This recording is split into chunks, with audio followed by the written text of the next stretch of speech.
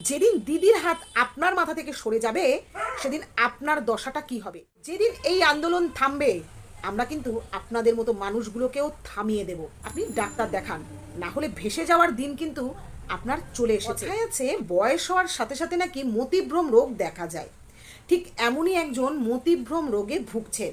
তিনি হলেন আমাদের বাংলার বিখ্যাত গায়ক নচিকেতা চক্রবর্তী।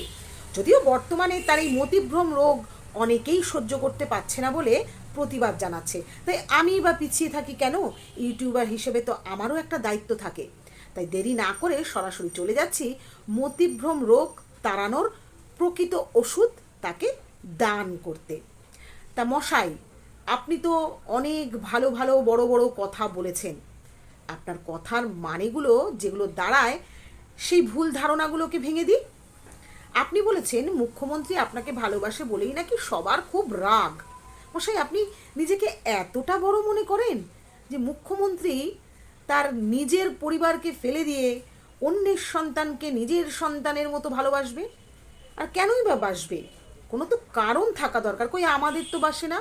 তাহলে কি আপনি মুখ্যমন্ত্রীর এমন কোনো কাজ করেন যার জন্য মুখ্যমন্ত্রী আপনাকে একটু অন্যভাবে দেখেন? আর যেই কারণেই কারণ না থাকা সত্ত্বেও মহানায়ক সম্মান আপনি পেলেন। দ্বিতীয় কথায় আসি, ঠিকই তো, আপনার তো বয়স হয়েছে অনেক।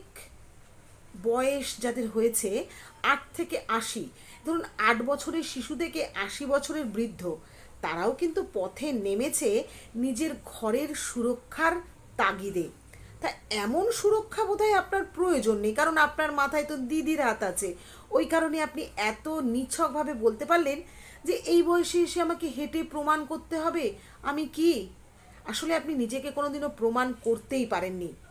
হ্যাঁ, এটা ঠিক যে আপনার ভালো গানের কারণেই আজকে পাবলিক আপনাকে টিআরপি দিয়ে বাড়িয়ে দিয়েছে। যেই টিআরপির কথা আপনি উচ্চারণ করেছেন পাবলিকের, যে আপনাকে নিয়ে ট্রোল করে টিআরপি বাড়াচ্ছে, আপনিও কিন্তু নিজের টিআরপিটাকে ধরে রাখার জন্যই এত কাছে গেছেন দিদির। আর সেটা আপনার গান, আপনার কথার মধ্যে থেকে প্রকাশ পায়। যদিও সেটা নিয়ে আমাদের কোনো আপত্তি নেই, প্রত্যেকেরই একটা ভালো লাগার জায়গা থাকতেই পারে। আপত্তি কোথায় জানেন? যখন নিজের অধিকারের বাইরে বেরিয়ে কেউ কথা বলে, আপত্তিটা সেই জায়গায় হয়। আর আপনি ঠিক সেই কাজটাই করলেন। আপনি প্রত্যেককে অশিক্ষিত বললেন আর নিজেকে মহাজ্ঞানী প্রমাণ করার চেষ্টা করলেন। আপনি কি কি বলতে চেয়েছেন?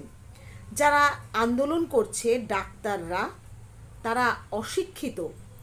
উষা উত্থুপ গায়িকা, অরিজিৎ সিং, কুমার শানু, এরা সব অশিক্ষিত আর আপনি একমাত্র শিক্ষিত আর শিল্পী? বাহ, দারুণ বললেন। কিন্তু বিশ্বাস করুন, শিল্পীদেরও উচিত আপনার মতো এরকম নিম্ন মস্তিষ্ক বিকৃত মানুষকে বয়কট করা।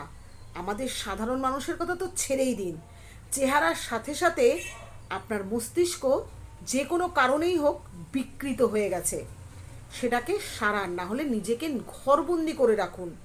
না হলে আপনার এই ঝাপটা কিন্তু মাঝে মধ্যেই আসবে। আজকে ভেবে দেখুন তো কুমার শানু ঠিক কথাগুলো কি বলেছে মুম্বাইয়ে বসে। তাহলে আপনি তাকেও অপমান করলেন। উষা উত্থুপ, যিনি পথে নেমেছেন, যিনি অরিজিৎ সিং, যিনি গান লিখেছেন এই কারণে, তাদের প্রত্যেককে আপনি অপমান করলেন এবং সাধারণ মানুষকে, ডাক্তারদের প্রত্যেককে আপনি অপমান করলেন। এত বড় সাহস আপনাকে কে দিল বলুন তো? কে দিল আপনাকে এত বড় সাহস? আপনাকে পথে নেমে কেউ বলেনি প্রতিবাদ জানাতে। প্রতিবাদ ঘরে বসেও জানানো যায়। আপনি শিল্পী, পারতেন আপনার শিল্পত্বর মধ্যে থেকে প্রতিবাদ জানাতে, তবে আপনার সেই মেন্টালিটিই নেই। কারণ আপনি তো বিকৃত মস্তিষ্কের মানুষের পাশে দাঁড়ানোই এক শিল্পী, যা আজ প্রমাণ হলো। আপনার ব্যবহার যে কোনোদিনই ভালো ছিল না তার প্রমাণ আমার কাছে আছে, যদিও সেটা নিয়ে এখন আলোচনা করে নিজেকে ছোট করতে চাই না। তবে হ্যাঁ, আমাদের প্রত্যেকের উচিত আপনাকে বয়কট করা। তাহলে আপনি বুঝবেন যেদিন দিদির হাত আপনার মাথা থেকে সরে যাবে সেদিন আপনার দশাটা কি হবে। আপনি হয়তো ভুলে গেছেন কারণ আপনি তো অসুস্থ। যেই সাধারণ মানুষগুলো ছিল বলেই আপনার বৃদ্ধাশ্রম গানটা আজও কিন্তু রয়ে গেছে। আর এই সাধারণ মানুষগুলো ছিল বলেই আপনি গায়ক নচিকেতা হতে পেরেছেন।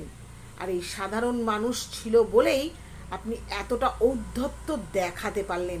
তবে বুঝতে পারছেন তো আন্দোলনের জের দেখে যে এই আন্দোলন থামার নয়। আর যেদিন এই আন্দোলন থামবে আমরা কিন্তু আপনাদের মতো মানুষগুলোকেও থামিয়ে দেব। আজকে এইটুকু প্রতিশ্রুতি নচিকেতা বাবু আপনাকে দিলাম।